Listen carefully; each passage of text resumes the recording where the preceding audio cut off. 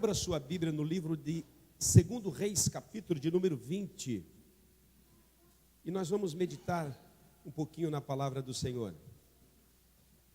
Glória a Deus. 2 Coríntios, capítulo 20. 2 Reis, capítulo 20. E versículo 1 a seguir. Nós vamos ler uns versículos e vamos meditar um pouco na palavra do Senhor.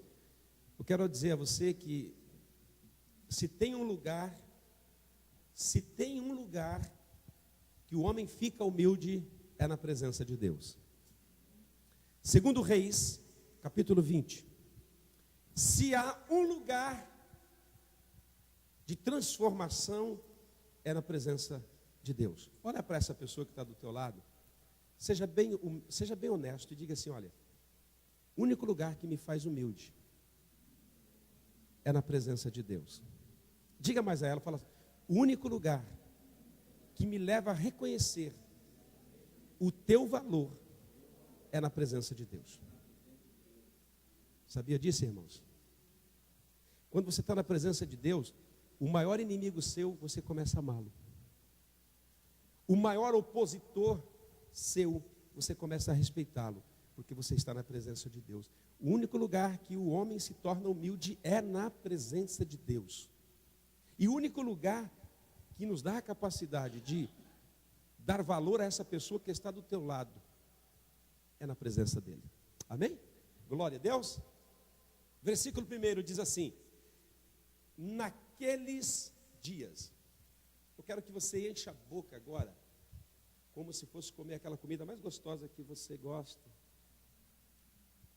E diga assim comigo. Aquela boca bem gostosa, diga assim comigo: naqueles dias. Isso. Adoeceu Ezequias de morte, e o profeta Isaías, filho de Amós, veio a ele e lhe disse: assim diz o Senhor, coloca a tua casa em ordem, ordena a tua casa, porque morrerás e não viverás. Então virou Ezequias o rosto para a parede, orou ao Senhor e orou assim dizendo: Senhor, se servindo-te te lembrar de que andei diante de ti em verdade, com coração perfeito, e fiz o que era reto aos teus olhos. E chorou Ezequias muitíssimo. E sucedeu, pois, que não havendo Isaías ainda saído do meio do pátio, veio a Isaías o profeta a palavra, dizendo: Ezequias, chefe do meu povo, vai lá e diz para ele: assim diz o Senhor Deus de Israel, teu pai, ouvi a tua oração e vi as tuas lágrimas, e eis que te sararei, e ao terceiro dia subirás à casa do Senhor. E acrescentou a Ezequias o Senhor ainda 15 anos. Fecha seus olhos.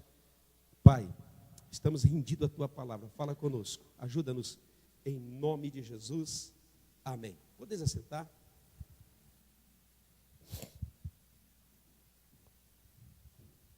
Nasceu no meu coração no dia de ontem, aonde estávamos aqui, eu e o Luiz orando, surgiu essa palavra aos nossos corações, e surgiu no meu coração o desejo de preparar uma mensagem que eu quero compartilhar com você nessa noite. E eu fiquei pensando, porque muitas vezes a gente lê a Bíblia, e a Bíblia não é um livro qualquer, amém ou não amém? A Bíblia não é um livro qualquer, amém ou não amém? Não é um livro qualquer, então, tudo que não é qualquer coisa, não pode ser lido de qualquer maneira. Então eu já começo a pregar e respondendo algumas perguntas que você, muitas vezes, não sabe responder para as pessoas aí fora. Muitas pessoas aí fora te perguntam assim: olha, eu leio a Bíblia, mas eu não consigo entender por quê. E talvez a resposta seria essa: porque um livro, ele não é qualquer. E se um livro não é qualquer coisa, ele não pode ser lido de qualquer maneira. Concorda comigo ou não? Concorda comigo ou não? Então, quando você lê a palavra de Deus, dando a ela o respeito de ser um livro eterno e a boca de Deus, o próprio Deus faz questão de revelá-la a você.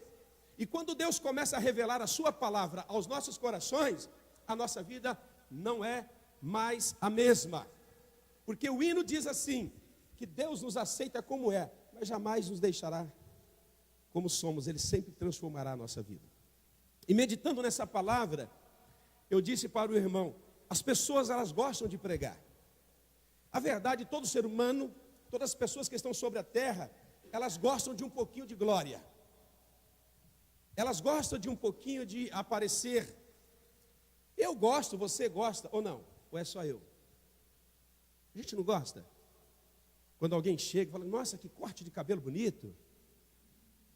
Nossa, você emagreceu? Eu encontrei a Márcia, falei, Márcia, eu te vi ali na foto, eu não reconheci, eu pensei que era sua irmã. Eu melhorei, pastor? Oh, muito, muito. Já ganhou o dia. Nós gostamos. Só que para pregar não é simplesmente ter uma boa elocução, não é simplesmente ter um bom estudo, não é simplesmente ter um QI elevado. Para nós pregarmos, nós temos que contar muito mais com a unção de Deus, com o poder de Deus sobre a nossa vida. E eu disse para ele, a gente quer pregar, mas a gente não quer deixar Deus ministrar o nosso coração, porque leva tempo. E eu comecei a pensar nesse texto, e eu parei naqueles dias. Eu fiquei, sabe aquele ditado lá na minha terra, diz assim, encasquetado com algo. E eu então queria saber que dias era esse, porque a Bíblia diz assim, e naqueles dias. E na Bíblia não tem nada por acaso. Na Bíblia não foram se escrevendo coisas que os homens quiseram. Tudo que está aqui foi uma revelação de Deus. Então esses dias são os importantes. Esses dias que está dito aqui, ó, naqueles dias, é muito importante, nós precisamos saber quais dias são esses. Então, às vezes nós pregamos 20 minutos, ou nós pregamos 1 hora, ou às vezes o pregador está muito inspirado, como hoje, prega 4 horas, a gente está reclamando dele. Puxa, pregou 4 horas, aquela pregação parece que não quer acabar. Mas ele teve que meditar quantas horas para descobrir que dias eram aqueles. Agora eu quero saber se tem gente disposta aqui a me ouvir 40 minutos com toda atenção. Obrigado, a metade quer.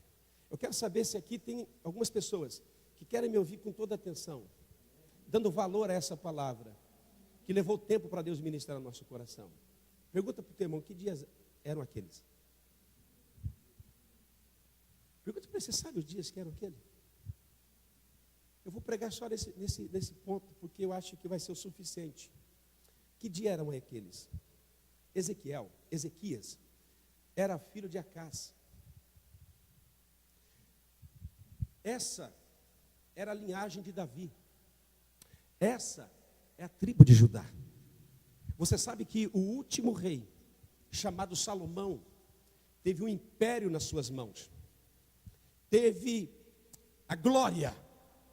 O reinado de Salomão foi o reino mais rico, mais poderoso, mais sábio, mais bonito. E o reinado contou-se com o rei mais charmoso da época, mais galã, o mais elegante, a ponto de conseguir, com a sua beleza e com o seu império, 700 mulheres, para que ele pudesse passar as férias e não ficar só a vida toda. Era um império poderoso.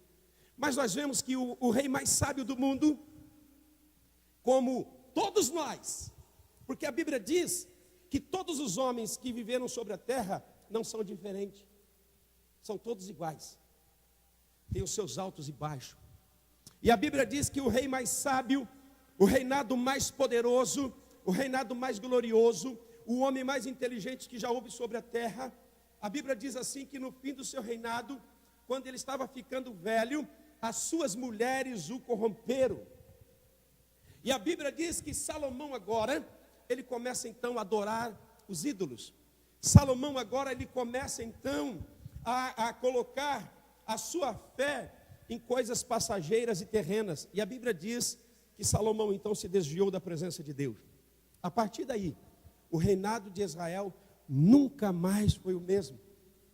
A partir daí, Israel nunca mais foi o mesmo. Entra o filho de Salomão e já começa a atrocidade sobre Israel. A Bíblia diz que um povo que era unido, um povo que era forte, um povo que era destemido, um povo que era um povo totalmente escolhido por Deus. A partir do momento que acaba o reinado de Salomão, Deus ele tem um desejo e ele vai aplicar esse desejo sobre a nação. E a Bíblia diz que Deus, ele vai trazer uma divisão sobre o reino. E aí então nós vemos os reinos se dividindo. Nós vemos saindo 11 tribos para lá, que vai se intitular agora a tribo de Israel. E nós vamos ver agora que pela misericórdia e bondade de Deus, porque Deus fez uma promessa a Davi, e Deus disse a Davi assim: Davi, para você nunca faltará um sucessor sobre o reino, pelo amor que eu tenho por você, Davi, porque você andou na minha presença, nunca faltará um sucessor no teu reinado. Mas a Bíblia nos mostra que o filho de Salomão, quando ele começa a reinar, começa a grande divisão vindo por Deus.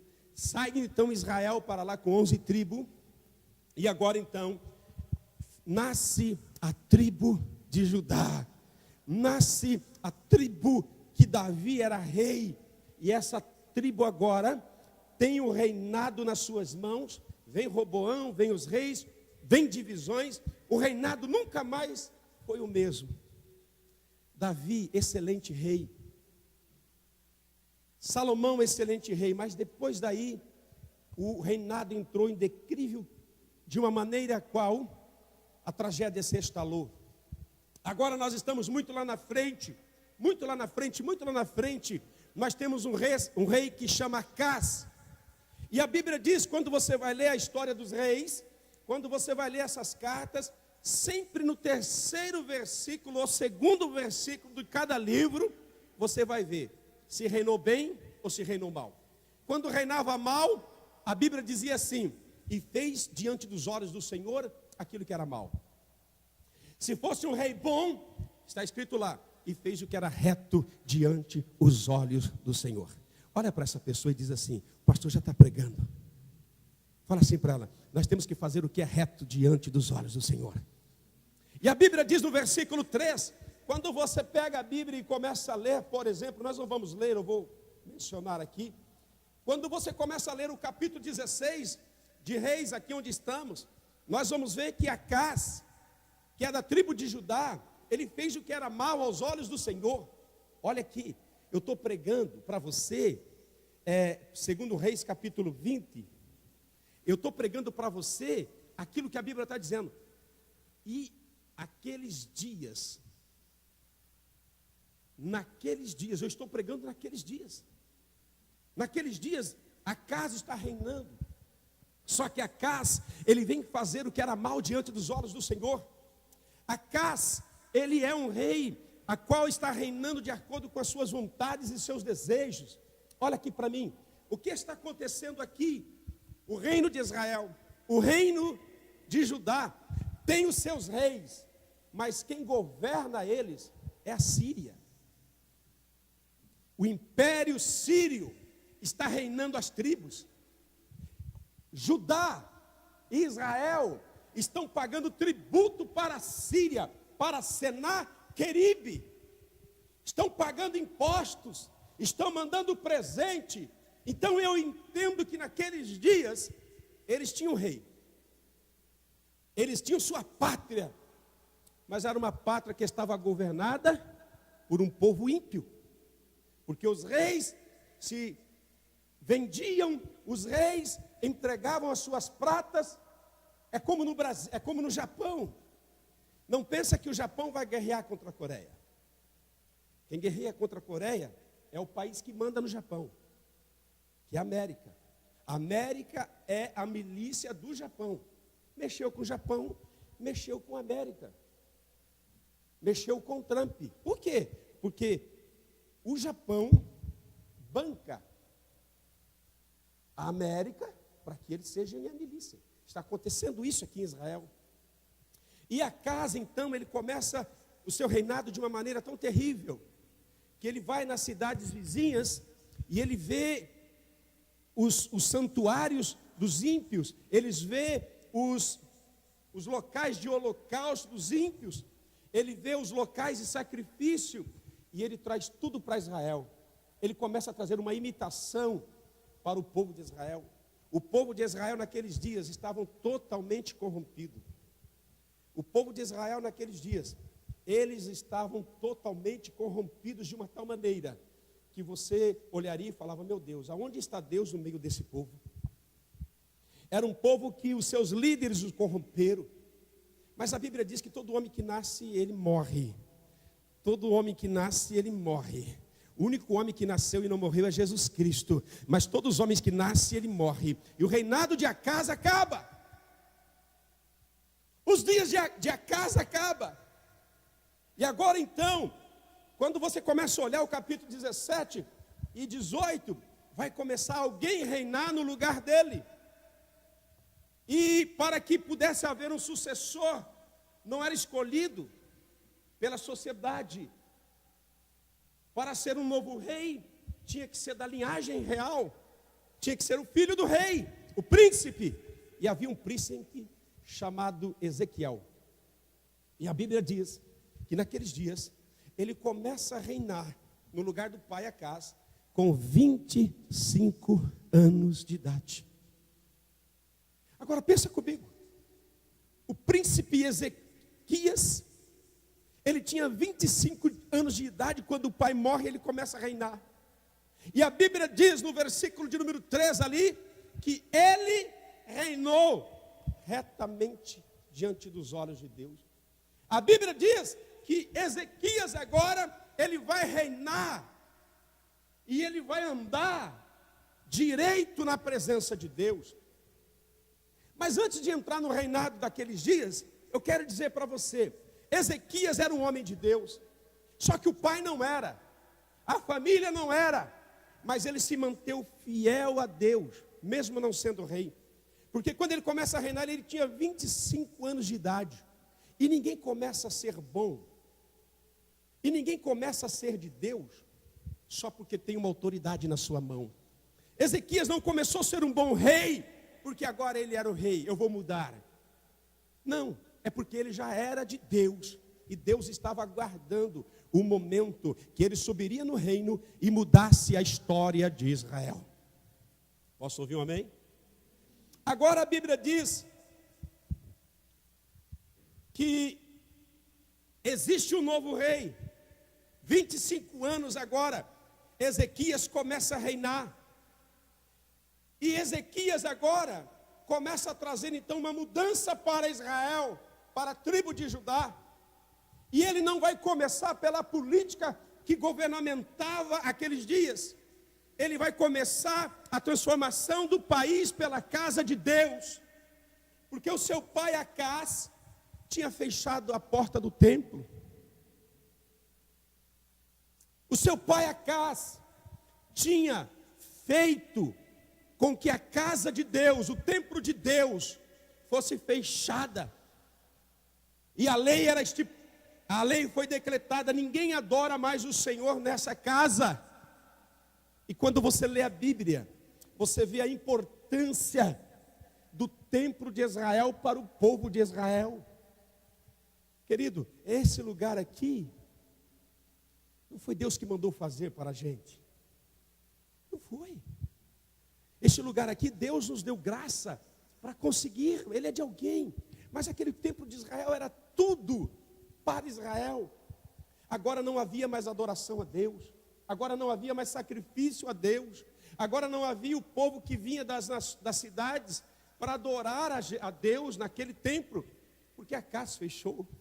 E o rei agora, com 25 anos, vivendo no estigma do pai corrupto, vivendo debaixo de um reinado totalmente ímpio. Por isso que nessa noite você tem que entender uma coisa. Se o seu pai foi isso ou aquilo, se o seu pai era aquilo ou aquilo outro, eu quero dizer para você, não quer dizer que você vai ser como seu pai. Porque aqui tinha um homem que poderia ser um pior rei de Israel. mas ele vem ser agora um rei transformador. Naqueles dias agora, Ezequias começa a abrir o templo. Quando você olha o capítulo 18 e o verso de número 13, ele diz assim: e fez o que era reto aos olhos do Senhor, conforme fizera seu pai Davi. Agora nós vemos um homem que tem intenção de mudar, e ele não vai começar pelas leis políticas, ele vai começar pelo templo, ele vai começar pela casa de Deus. E eu estou pregando aqui na autoridade do nome de Deus para falar para você: não adianta desejar ser bem sucedido lá fora, se você não for bem sucedido na vida espiritual. Eu estou falando para você, jovem, não adianta querer um bom casamento, não adianta querer uma boa condição social, se você não for restaurado por Deus. Estou falando hoje no poder e na autoridade do nome do Senhor. Não adianta ganhar ouro e prata neste Japão, se você não ganhar a vida celestial na sua vida. Não adianta você ser o maior teólogo, não adianta você ser o homem mais estudioso da Bíblia, se essa Bíblia não entrar em você, e se essa Bíblia não transformar a sua vida.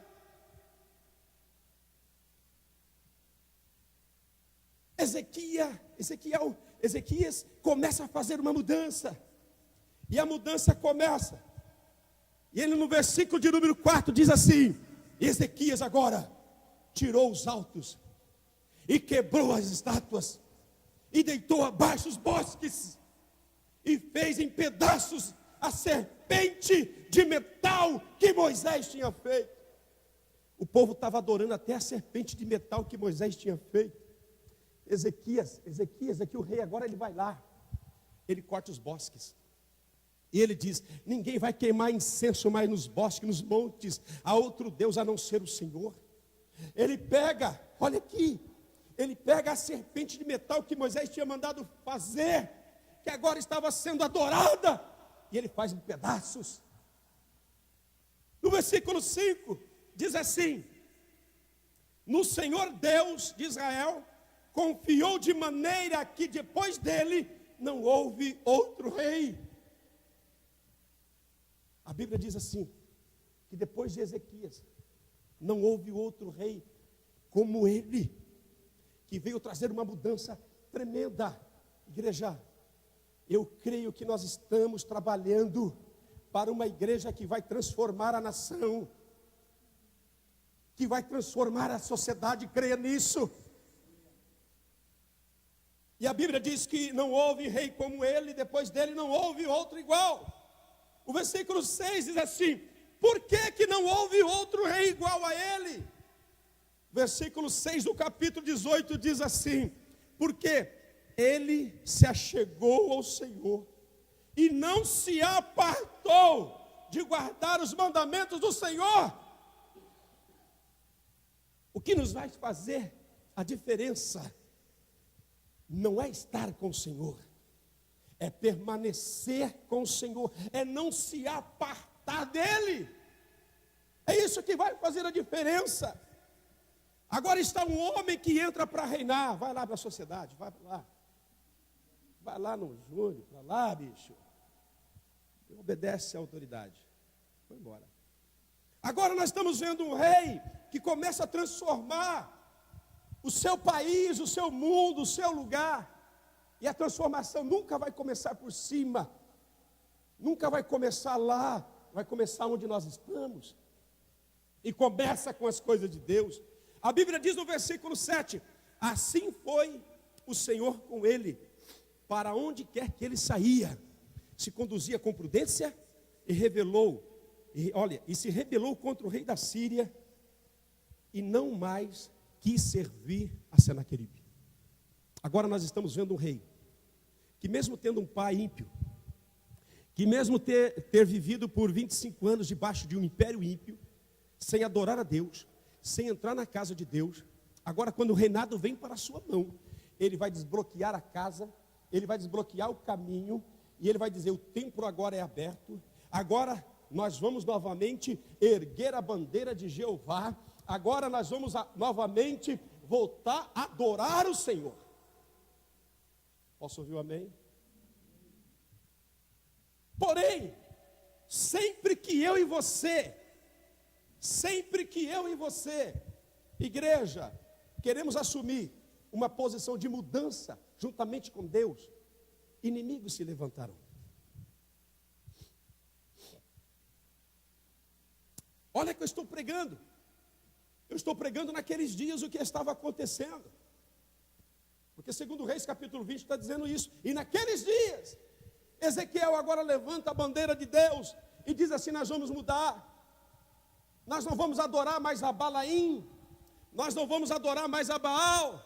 Nós não vamos adorar mais a Javã, a Neusã. Nós vamos adorar agora ao Senhor. Nós vamos novamente voltar a sacrificar. Nós vamos novamente voltar a apresentar holocausto ao Senhor. O que ele está dizendo? Acabou a bagunça, agora sou rei e eu sou de Deus. Eu ando com Ele. E sempre que você quer levar as coisas de Deus a sério, fique tranquilo, porque sempre terá alguém para tentar te impedir. A Bíblia diz que Ezequias se rebela contra o rei da Síria e diz: não vou pagar mais tributo, não vou pagar mais imposto, não vou estar mais debaixo das suas autoridades, porque agora estou levantando novamente a bandeira de Cristo. E a Bíblia diz que Senaqueribe, com o império da Síria, o maior império, irmãos, vocês não estão entendendo, e nós nunca vamos entender, porque não conseguiremos retornar àqueles dias. Mas o império sírio era um império terrível. Irmão, nós estamos falando de uma época que não havia esse senso que há hoje, esse senso que matar eu não posso. Não, naqueles dias, irmãos, tinha gente que matava e dizia assim: matei esse, vou preparar o outro para amanhã. Eram homens de guerra, eram homens, é como o exército de hoje. Você vai para o exército, se o exército for direcionado para uma guerra, não pense que ele vai ficar mirando e falar: mato ou não mato, mato ou não mato, mato ou não mato, mato ou não mato, mato ou não mato, mato ou não mato. Com certeza, irmão, ele mata. Porque a ordem é essa, é matar. E o império assírio, um império selvagem, um império bélico, um império super armado, homens experientes, que agora estava cobrando imposto, e agora ele se rebela contra esse reino. E Senaqueribe não vai deixar barato. E o império sírio não vai deixar barato. O império sírio vai contra-atacar, porque ele queria que o povo de Israel ficasse debaixo do estigma. Olha aqui para mim.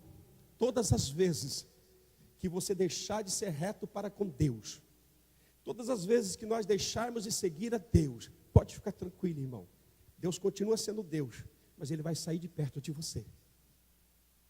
E todas as vezes que o povo de Israel, naqueles dias, se afastavam de Deus, Deus mandava uma vara corretiva sobre aquele povo. Mas agora está aqui um homem revoltado, aquele homem que não quer mais viver debaixo do estigma da idolatria, da miséria, da escravidão. Ei, deixa eu ver aqui, tem alguém aqui que quer viver debaixo da escravidão de Satanás? Tem alguém aqui que quer viver debaixo de um estigma de miséria? Claro que não! Mas Senaqueribe contra-ataca.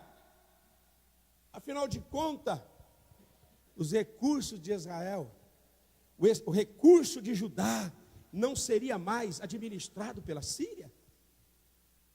E Senaqueribe então resolve mudar essa história. E Senaqueribe então pega um dos seus sargentos e manda como mensageiro para falar com Ezequias. E olha só, o que o mensageiro vai falar a Ezequias, preste atenção. O mensageiro, ele entra em Judá. O mensageiro vai falar com o rei e com as suas autoridades. E ele vai falar assim: Rabsaque é o nome do mensageiro. Pois, se pôr em pé, ele colocou-se em pé, Rabsaque, e começou a falar em alta voz em judaico. Olha só, inimigo. Eu tenho algo profético para você. O inimigo não vai vir falar inglês com você, porque você não entende. O inimigo não vai vir falar em chinês com você, porque você não entende. Você pode ficar tranquilo. O inimigo vai vir contra você, e ele vai vir para que você entenda que é ele.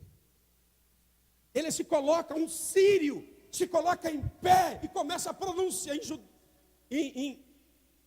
em judaico, e começa a falar assim, ó. Ouvi a palavra do grande rei da Síria. Ouçam aqui a palavra do grande rei. Ouçam aqui a palavra do grande rei da Síria. Afinal de contas, a Síria tinha destroçado 5 reinos. Nós não estamos falando de uma Coreia do Norte. Nós estamos falando de um império que vinha destroçando as nações. E ele manda um mensageiro, e o mensageiro começa a dizer assim: povo de Judá, ouçam a palavra do grande rei da Síria. Assim diz o rei: não vos engane, Ezequias, porque não vos poderá livrar da mão do rei. Nem tampouco vos faça, Ezequias, confiar no Senhor. Está vendo o inimigo? Como ele vem? Está vendo o inimigo como vem? Ele vem para afrontar a Deus e tirar a sua confiança do Senhor. Olha, não deixe Ezequias levar em você a confiar no Senhor, dizendo: certamente nos livrará o Senhor. Esta cidade não será entregue nas mãos do rei da Síria. Não confie nisso. Não confie no vosso rei. O vosso rei tentará levar vocês a confiar no Senhor, mas o vosso Senhor não impedirá a gente de entrar aqui e destruir vocês. Olha só o verso 3 do capítulo 18. Naqueles dias, não deis ouvido a Ezequias, porque assim diz o Senhor da Síria: contratai comigo por presentes, e saia a mim, e coma cada um da sua vide e da sua figueira, e beba cada um da água da sua cisterna. O rei da Síria está mandando a mensagem: se vocês resistirem, será pior, mas se vocês entregarem, vocês comerão melhor, eu pouparei vocês. Mas se vocês resistirem, vão beber a água da cisterna. O inimigo veio para contra-atacar a vida deste rei, como nossos inimigos vêm muitas vezes para impedir o seu ministério de crescer, para impedir você de se desenvolver na casa de Deus. E ele vem dizendo quem é você, e ele vem dizendo e quem é o seu Senhor, para te livrar. E Ezequias, a Bíblia diz que Ezequias agora ele ouve essa palavra, e essa palavra impacta a vida dele de tal maneira que ele começa a temer. Mas aqui está o grande segredo da vitória de cada crente. Aqui está o segredo da vitória de cada um de nós. Quando os dias maus chegarem, quando a afronta chegar, quando os inimigos se levantarem, você tem que fazer a coisa certa. Agora está um rei aqui querendo fazer a coisa certa. Está um rei aqui querendo realmente reconstruir o reino, mas vem uma afronta contra ele. Mas a Bíblia diz no capítulo 19, diz assim: e aconteceu que Ezequias, tendo ouvido, rasgou as suas vestes, cobriu-se de pano e saco, diga comigo, e entrou na casa de Deus. Ou xarabaca, você não está entendendo, querido? Você não está entendendo? Ezequias não foi procurar ajuda do Egito. Ezequias não foi procurar ajuda de ninguém, de nenhum reinado aqui. A Bíblia diz que quando a afronta bateu na sua casa, ele entrou na casa do Senhor. Isso quer dizer que ele foi buscar a Deus. E a Bíblia diz que ele se coloca então com vestes rasgadas. E olha que ele não está nessa época de jeans rasgado. Ele está usando vestes reais. Ele está usando vestes de grife, de nome. E ele rasga, coloca cinza sobre a sua cabeça e começa a se humilhar diante de Deus. E o versículo diz assim, no versículo 3, olha só, os quais disseram-lhe, assim diz Ezequias, este dia é dia de angústia, vitupério e de blasfêmias, porque o filho chegaram para dar parto, mas não há força para concebê-los. Esses eram os dias. Ele está dizendo no versículo 3, dias de aperto, dias de aflição. Ele vai comparar aqueles dias como um dia que a mulher se prepara para dar à luz. O bebê está chegando, mas ela não tem força para empurrá-lo para fora. Ele está dizendo, olha, nós estamos vivendo um tempo de angústia, nós estamos vivendo um tempo de opressão, nós estamos vivendo um tempo de decisão, nós estamos vivendo um tempo que nós vamos ter que decidir algo.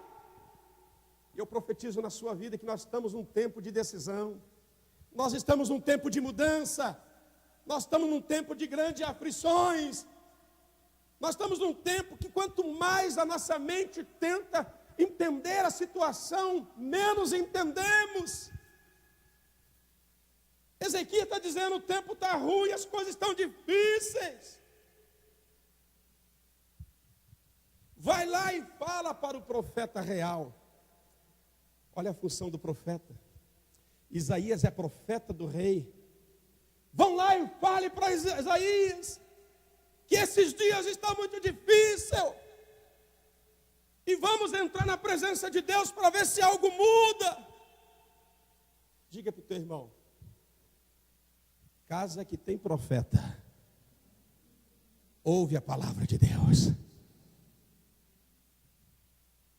Você está casado aí do lado? Seu marido está aí? Olha para ele e diga, se você é profeta, porque se você for profeta, a nossa casa ouvirá a palavra de Deus. Fala para Isaías que as coisas estão difíceis. Só que a afronta não estava sendo. O inimigo muitas vezes, ele quer afrontar você, mas a verdade, Deus toma as nossas batalhas.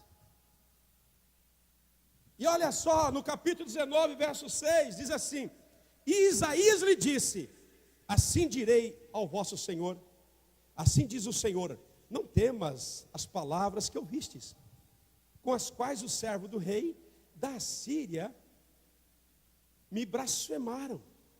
Eis que meterei nele um espírito, e ele ouvirá um ruído e voltará para a sua terra, e a espada o ferirei e cairá na sua terra. O profeta está lá, o rei manda mensagem, o rei está apavorado. O profeta vai buscar a Deus e Deus fala para o profeta. E o profeta fala para o agente, diga assim, vai lá e fala para o rei. Fala para o rei, não temas a palavra desse inimigo, porque o nosso Deus meterá naquela nação um espírito, e eles cairão à espada. Ei, você não está entendendo? A Bíblia é enfática em dizer que quando alguém vem contra nós, muitos saem contra eles. A Bíblia diz que o inimigo não pode tocar o povo de Deus. Você não está entendendo? Cutuca o teu irmão e diga assim, eu sou pentecostal. Cutuca ele e diga assim, pentecostal da glória. Diga a ele, e pentecostal abre a boca. Diga a ele, e Pentecoste de vez em quando solta um aleluia. Não temas as palavras dele, porque o Senhor tomou a nossa causa. O Senhor vai meter um espírito neles de confusão, e eles vão cair à espada. Eu estou pregando para você, eu estou introduzindo a mensagem, porque nós estamos mostrando para você o que está acontecendo naqueles dias. Diga amém. Olha só, verso 10. Assim falarei a Ezequias, rei de Judá, dizendo, não te engane o teu Deus, a quem confias, dizendo, Jerusalém não será entregue. O rei da Síria persiste. O rei da Síria contra-ataca de novo. E diz assim: Ezequias, não creia no seu Deus, porque os deuses do meu pai, os deuses da Síria, já destroçou muitos deuses sobre a terra, e não há Deus como o nosso. Não se encorajem para lutar, porque o seu Senhor não livrará. O rei não fica contente, ele manda uma carta de afronta. Só que agora a afronta começa a afrontar a Deus. E a carta começa a dizer: o vosso Deus não é Deus. O vosso Deus não livrará vocês. Não creiam nele, porque os deuses dos nossos pais são os únicos deuses sobre essa terra. São os deuses da batalha. São os deuses que nos têm dado vitória. E nenhum Deus susteve diante dos nossos. Ninguém suportou a Síria. E novamente veio um impacto sobre a vida dele. Não tem hora que vem um impacto sobre a sua vida? Vamos dizer que o impacto é uma fraqueza espiritual. Parece que a gente não tem força para lutar mais. Parece que a gente olha e fala: meu Deus, o que eu estou fazendo? Será que eu sou crente? Será que eu não sou crente? Será que eu devo continuar a ser crente ou não? Vem um impacto na vida dele. Mas ele vai fazer a segunda coisa correta, que eu e você devemos fazer. Capítulo 19, verso 15. E orou Ezequias perante o Senhor e disse: o Senhor Deus de Israel, que habita entre os querubins, tu mesmo, só tu é Deus de todos os reinos da terra, e tu fizestes os céus. Capítulo 19 e verso de número 15. Está entendendo, filho? Quando as coisas vierem sobre nós, o que temos que fazer? Ele entra na presença de Deus e ele vai agora fazer declarações. Não há Deus como tu, Senhor, que habita entre os querubins. Não há Deus fora de ti, Senhor. O Senhor é Deus dos reinos. Aonde está a tua confiança? Aonde está a tua esperança? Aonde? No Bolsonaro? No Lula? No Japão? Aonde está a sua esperança? A sua esperança e tem que levar você a reconhecer que Deus é rei de todos os reinos. E ele começa a orar agora, e o versículo 16 começa a dizer assim: inclina, Senhor, olha a oração dele, o teu ouvido, e ouve. Abre, Senhor, os teus olhos, olha e ouve as palavras de Senaqueribe, que ele enviou para afrontar quem? Afrontar quem? O Deus vivo. Ezequias compreendeu que ele tinha que tirar essa afronta dele e dizer: Deus, estão afrontando, é o Senhor. É o Senhor que estão afrontando. E ele começa a orar. E ele começa a dizer assim: verdade é, Senhor. Acompanha comigo o verso 17. Verdade é, Senhor, que os reis da Síria assolaram as nações e as suas terras, e lançaram os seus deuses no fogo, porquanto deuses eles não eram. Eram, ó Pai, obras feitas de mão de homens, de madeira, de pedra. Por isso os derribaram. Agora, pois, Senhor, olha só a oração dele.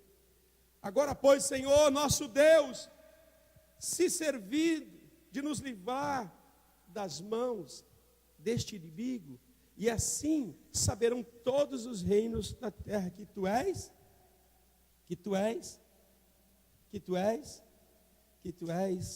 Senhor Deus. Diga para o teu irmão: a coisa mudou. A coisa mudou agora. Não é rei contra rei. É um império lutando contra Deus. Você está entendendo? Ai, pastor, eu ando tão fraco. Eu ando tão confuso. Pastor, eu não sei se vou, se fico. Você quer ir para o inferno? Não, então vai para o céu. Você quer ir para o céu? Anda reto diante dos olhos do Senhor. Saiba de uma coisa, que Deus está na tua vida e as afronta. Não é contra você, é contra Deus. E quando Deus toma causa, diga para o teu irmão, sai da frente. Não se desespere, igreja. Ai, meu Deus, a Coreia vai lançar um míssil e eu estou tentando achar um abrigo.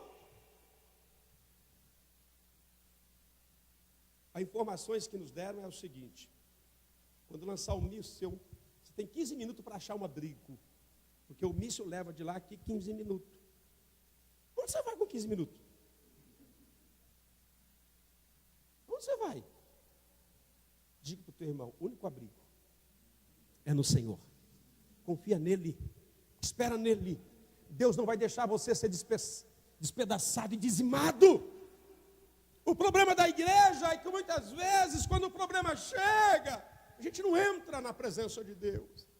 Mas Ezequias entrou e disse: Deus, destruíram todos os deuses, porque a verdade eles não eram deuses, era obra de mão, era madeira, pedra, ouro. Mas o Senhor não. O Senhor é Deus Todo-Poderoso, é Deus das nações. Aí Deus entra em ação. Olha só o que vai acontecer. Eu estou pregando aqueles dias, mas eu vou parar aqui, irmão. Deixa os 4 versículos do domingo que vem, não tem problema. Mas ouça um pouquinho mais. Eu sei que a bunda começa a doer, né? Começa a ficar irritado assim, não sei o que é, né? Não é assim na pregação, a gente começa a ficar assim, faz ficar frio, fica quente. Diga para o teu irmão, segura aí, é mais um pouco.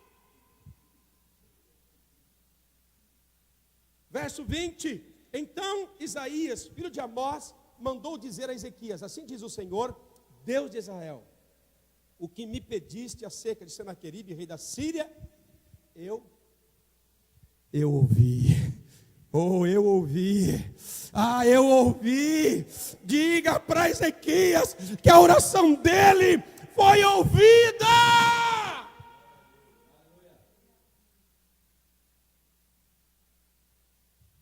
Deus não ouvirá a sua oração se você não orar. Mas se você orar, Deus ouvirá. Diga para o meu servo que eu ouvi a oração dele. Ah, meu irmão. E quando Deus diz: olha, eu ouvi a oração, sai de baixo, porque vem chumbo. Porque vem chumbo. Ah, sai de baixo porque vem chumbo. Sai de baixo porque vem chumbo. Porque o nosso Deus é poderoso. O nosso Deus não é Deus feito por mão de homens. Diga para o teu irmão: vamos arder hoje. Vamos arder hoje, irmão. O negócio está forte aqui. Deus, ele é forte, ele é presente no nosso meio. Diga para ele que eu ouvi a sua oração.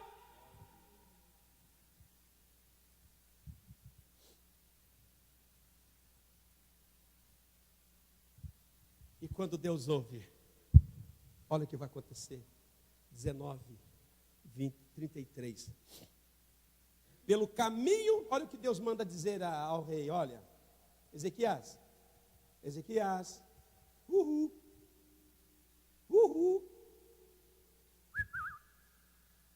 baby, me buscou, entrou na minha presença, me reconheceu como o autor, o consumador, me reconheceu como poderoso de Israel, me reconheceu como Deus, reconheceu os ídolos que estão sendo adorados como, vou falar uma palavra feia, reconheceu os ídolos como merda é isso, eles são merda, feito por mão de homem. Reconheceu que eu estou entre os querubins, reconheceu que nas minhas mãos tem o poder e autoridade, reconheceu? Então ouve isso, ouve o que eu vou fazer, meu servo, pelo caminho por onde ele vier, ele voltará. Porém, nesta cidade não entrarás, diz o. E aonde está o exército? Sitiando Samaria, cercando Samaria. Diga para o rei: nesta cidade ele não entrará, diz o Senhor. Querido, eu profetizo na tua vida, o diabo não entrará na tua vida. O inimigo, por mais forte que ele venha contra você, ele não vai entrar na tua vida, diz o Senhor. Você pode dar uma glória a Deus? Você pode virar pentecostal por um minuto aqui? Você pode virar pentecostal por um minuto, pelo amor de Deus? Porque eu creio no que Deus vai buscar aquela igreja que foi pregada aqui. É a igreja que Deus está acendendo. É a igreja a qual Deus diz assim: olha, nem morno e nem frio, vai ser quente. Você pode virar pentecostal pelo menos por um minutinho aqui, irmão? Você pode fazer um barulhinho santo, pelo menos um pouquinho, irmão? Catuca o teu irmão e diga assim: eu vou fazer tanto barulho agora, que quando acabar o culto, o barulho que eu fizer vai ser menos que o agora. Você pode virar um pentecostal, porque diz o Senhor, nessa cidade ele não, o inimigo não vai entrar na tua vida. Não vai. Pode ficar tranquilo. Você não vai voltar às drogas. Pode ficar tranquilo, enquanto você confiar no Senhor, o seu casamento não acaba. Pode ficar tranquilo, enquanto você entrar na presença de Deus, seus filhos não vão para as drogas. A sua vida não vai sucumbir, porque diz o Senhor, não vai entrar, não vai entrar. É eu que estou dizendo.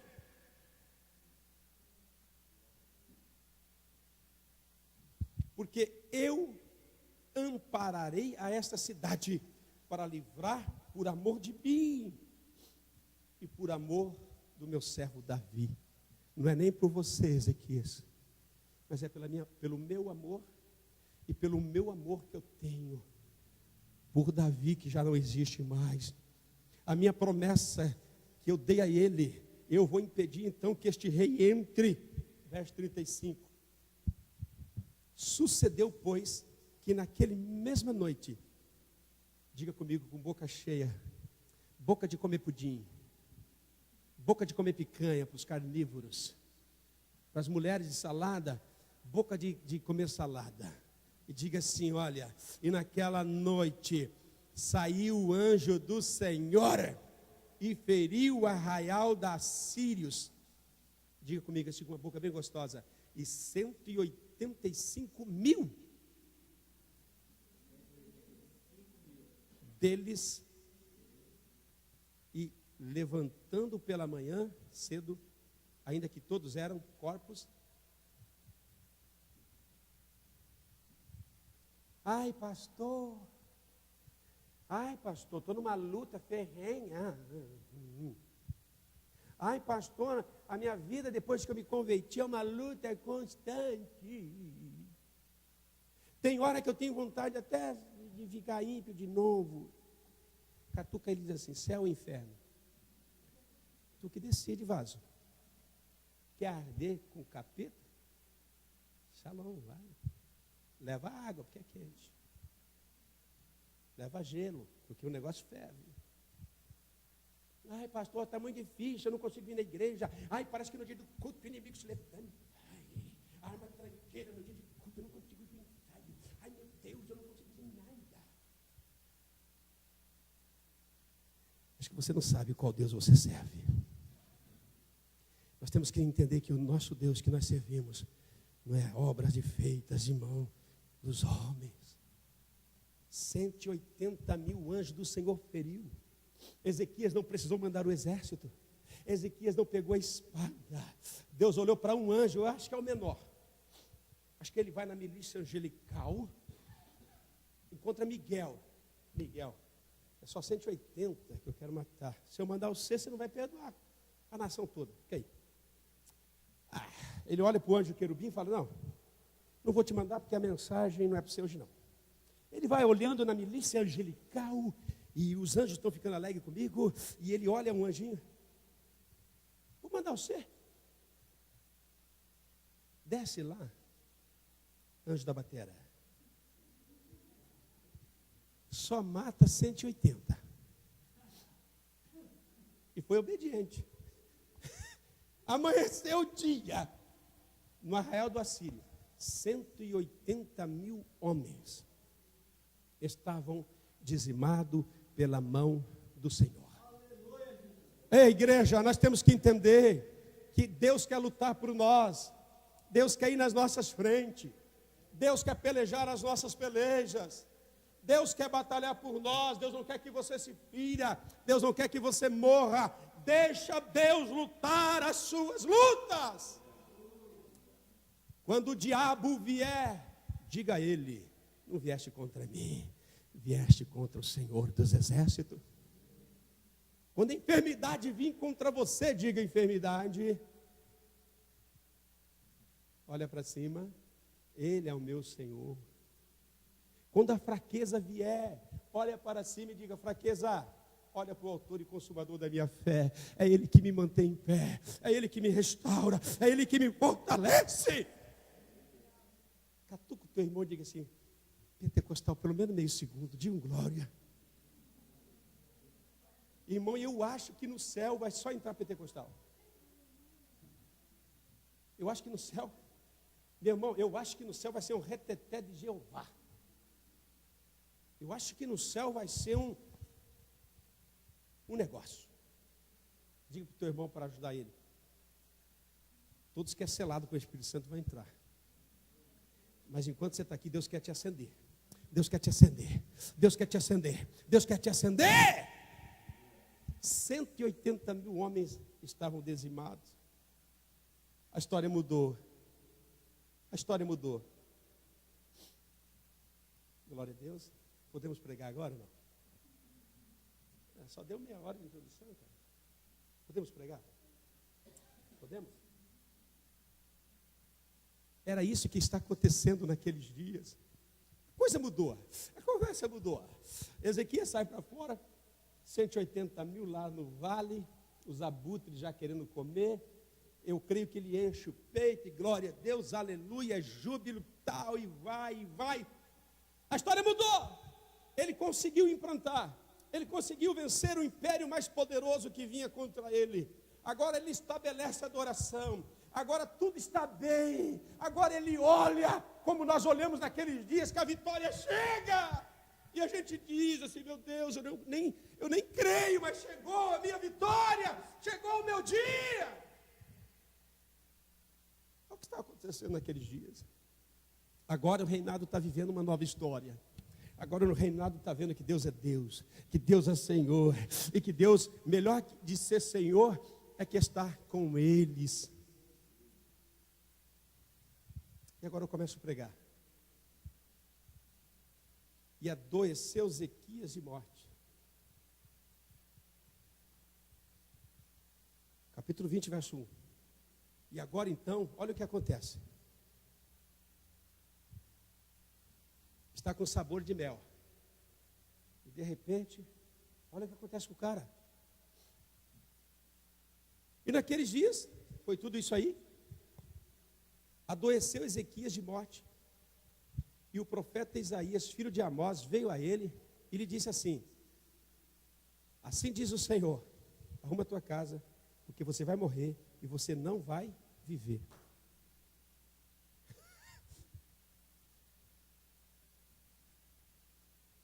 A casa caiu. Caramba, agora que estava indo tudo bem, agora que nós estava aí crescendo. E vem o profeta do rei e diga assim: ó, Ezequias, aquele lá mandou uma mensagem: arruma a tua casa que está meio desarrumada, porque essa enfermidade vai te matar, você vai morrer. Diz o... Meu Deus do céu. Ezequias entrou em desespero. Estou morto, vou morrer. E você pode ver que ele está acamado. A enfermidade não era fraca, ele já estava debilitado, ele estava na cama. E Deus ainda chega lá e diz assim: Deus podia não mandar ninguém, né, irmão? O cara morre automaticamente, né? Mas vai o profeta, parece que vai adiantar a morte. Diz o Senhor que tu vai morrer. Eu senti assim, falando: meu, parece que Deus quis adiantar. Saiba tu que tu morre, não vou livrar você não. O que aconteceria com você, Josi? Se você se endoecesse na cama, murchinha, maguia, igual o pastor Carlos lá. Eu tive uma conversinha com o Jeová, que lá, sabe? Se você arrumar a sua casa, aí você vai morrer. Acho que eu seria conhecido no mundo todo, irmão. O homem que profetiza a morte. Estava tudo bem. E vem uma dessa. Filha, você vai ter vida longa. Amém? Você vai ter vida longa. Não vai cair em cama. Aqui está um homem acamado. Que se fosse eu, chegaria lá.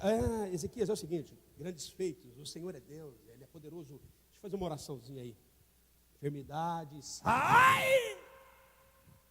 Mas quando Deus fala que vai morrer, meu filho, se o profeta fazer isso, quem morre é ele. O profeta balançou. Bom, o rei está de cama mesmo, não vai poder levantar.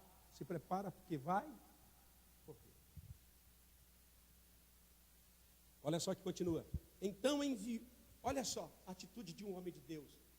O cara não conseguia levantar, né, Enoque? Traz o rei no templo. Nem na casa do Senhor ele foi. A Bíblia diz no verso 2.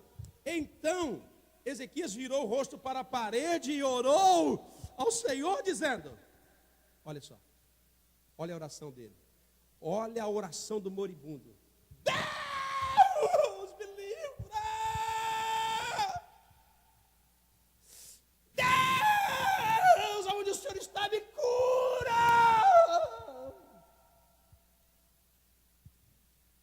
Chama lá os líderes da igreja para orar por mim, me ungir com óleo. Chama todos os profetas desse mundo para orar por mim. Foi essa oração? Foi oração de desespero? Foi? Olha a oração. Então virou o rosto para a parede e orou, dizendo: Senhor, se servindo te lembrares de que andei diante de ti em verdade, de coração perfeito, fiz o que era reto aos teus olhos. E chorou muitíssimo. Olha a oração do cara. Aqui eu vou concluir essa mensagem, te dando a pérola dessa mensagem. E eu não vou lançar pérolas a porcos. A Bíblia diz que as pérolas da palavra não podem ser para os porcos. Catuca o teu irmão e diga assim: não tem nem um porco aqui. Aqui tem filho de Deus. Diga para ele aí, irmão. Manda a pérola que eu pego. Olha só, vou dar a pérola para você. Olha só. Se servindo-te, lembrares que andei diante de ti em verdade, coração perfeito, e fiz o que era reto aos teus olhos. E chorou muito. Querido, tem gente que acha que é só orar. A gente às vezes é muito orgulhoso aqui na terra, e a gente às vezes, esse orgulho terreno faz com que a gente não se orgulhe de ser crente, de servir a Deus com sinceridade e com honestidade. Só que ele vai orar e ele diz assim: Senhor, vou traduzir, se possível, se o Senhor quiser lembrar que eu te servi retamente, que eu te servi de verdade, e que eu te servi com todo o coração. Parece uma oração doida, né? Parece uma oração de cara orgulhoso, não é? Não. Sabe essa oração, José? É de um homem quem sabe quem está servindo.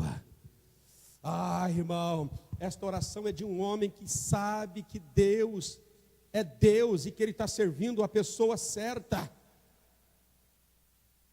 Olha só, vamos terminar? Eu vou dar a pérola para você. Olha só.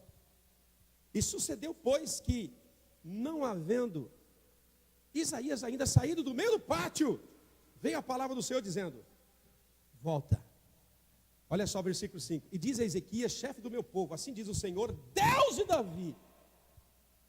Se existe um Deus que amava Davi, é o nosso.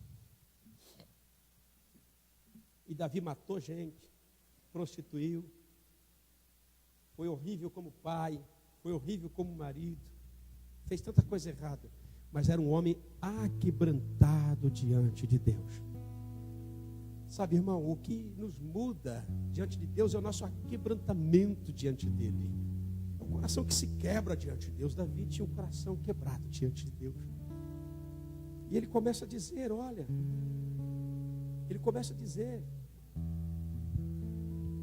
Isaías, para.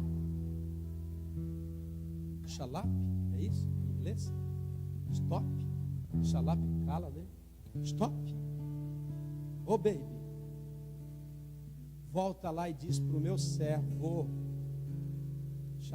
xarope é cala a boca, né? Meu inglês é poderoso, irmão. Estou mandando parar, estou mandando calar. Cala a boca! Isaías, stop! Volta lá, volta lá, volta lá, volta lá, porque eu ouvi uma oração que eu quero ouvir do meu povo enquanto o meu povo estiver na terra. Querido, uma das coisas que nós não fazemos é orar a Deus. Vou te dar a pérola. Deus, se o Senhor quiser olhar para mim e ver que eu te servi de todo o coração, eu te servi de verdade, Senhor, eu estou servindo o Senhor para valer. Você já fez essa oração? Sabe por que a gente não faz? Porque tem uma interrogação na minha e na sua mente. Será que eu estou servindo de maneira certa a Deus? Ou a interrogação vai mais longe, será que eu estou servindo a Deus verdadeiro? Esse culto é culto de você definir a sua crença em Deus. Esse culto é culto de você olhar para você e falar para Deus: Deus, eu estou te servindo de um coração puro. Eu estou te servindo de uma maneira, Senhor, a maneira mais possível. Você sabe por que a gente não ora assim para Deus? Porque a gente olha para a gente e fala: eu estou servindo a Deus de qualquer jeito. Como que uma pessoa que serve a Deus de qualquer jeito vai chegar? Deus, o senhor está vendo que eu estou te servindo de todo o coração, com simplicidade e com honestidade? Não vai. Por isso esse culto eu quero colocar um nome nele. O nome desse culto é culto de conserto, para que você não se envergonhe diante de Satanás e para que você vença os seus inimigos quando eles vierem contra você. Senhor, por favor, olha para mim e te servir honestamente, de um coração puro. Se o Senhor quiser olhar para isso, por favor. Sei que você erra, eu sei que nós erramos, eu sei que somos falhos, mas aqui não está a minha pessoa, aqui está a pessoa de Deus. Deus sabe se estamos servindo a Ele com o coração sério. Isaías, para um pouquinho, que eu ouvi uma oração lá que quebrantou. Eu quero fazer uma coisa aqui. Volta lá, Isaías. Olha só. Volta e diz a Ezequias, chefe do meu povo: assim diz o Senhor Deus de Davi, teu pai, ouvi a tua oração, e vi as tuas, eis que eu te sararei, ao terceiro dia subirá a casa do Senhor, e acrescentarei aos teus dias 15 anos mais. Diga assim: eu ouvi a tua oração. Mas não parece a oração de um cara soberbo? Não parece uma oração de um cara que quer ser o cara? Não. Está aqui uma oração de uma pessoa que está servindo a Deus com honestidade. Ele não está dizendo: eu sou perfeito. Senhor, eu andei perfeitamente na tua presença. Eu quero dizer para você, querido, que a pérola dessa mensagem está aqui. Deus não somente ouve a oração, Deus vê as lágrimas. E infelizmente tem cessado as lágrimas da igreja. Porque quando você vem diante de Deus pedindo alguma coisa, Deus não precisa de lágrima. Só a lágrima quando houver aquebrantamento. E não tem lágrima porque não tem corações aquebrantando-se diante de Deus. E a pérola é essa: Deus vê as suas obras. Porque a Bíblia diz que Deus ouviu a oração e viu as lágrimas. Então Deus está dizendo o seguinte: eu estou vendo, Ezequias, que tu me serviu com o coração puro, de uma maneira reta, de uma maneira diferente de todas as pessoas. Por isso eu ouvi a tua oração, vi as tuas lágrimas, e vou te acrescentar 15 anos de vida, eu vou te sarar. A pérola está aqui.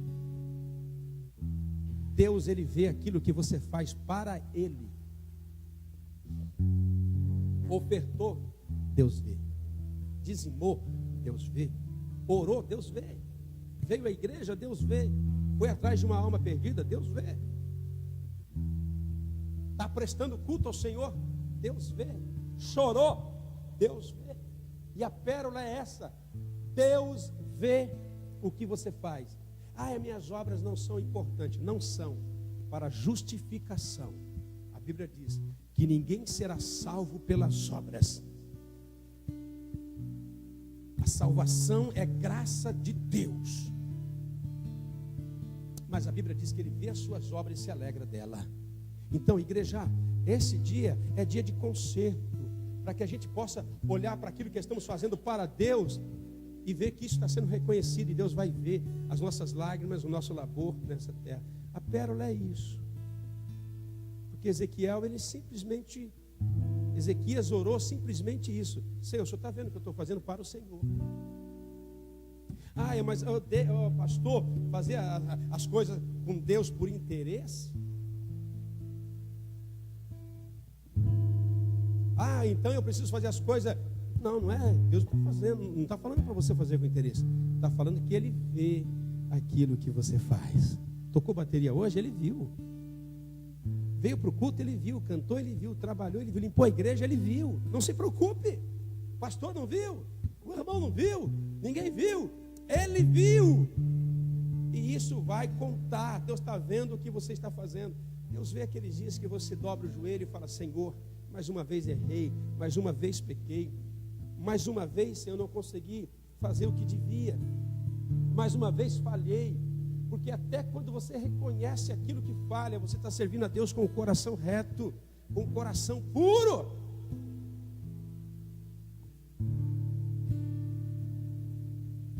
Eu termino aqui. Tudo que fazemos naqueles dias, fica tranquilo, Deus conhece e Ele vai servir para o futuro.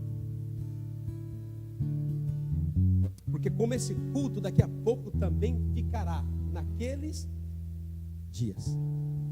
Mas aquilo que eu faço naqueles dias, ou que eu fiz naqueles dias, para o Senhor, é como o dia de hoje. Porque Deus é Deus de passado, de presente e de futuro. Ezequias, fica tranquilo. Aí você pode perguntar para mim: vem tocar o seu teclado, por favor, por gentileza. Mas aí você pode dizer: por que Deus não fez tudo isso antes? Por que Deus já não falou para Ezequias, através de Isaías?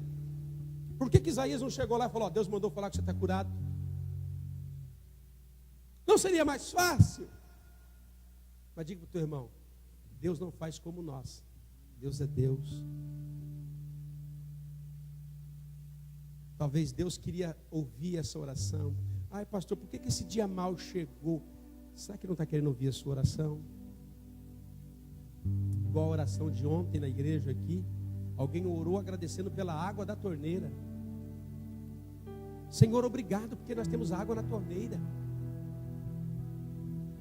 Obrigado porque nós temos a máquina de lavar roupa.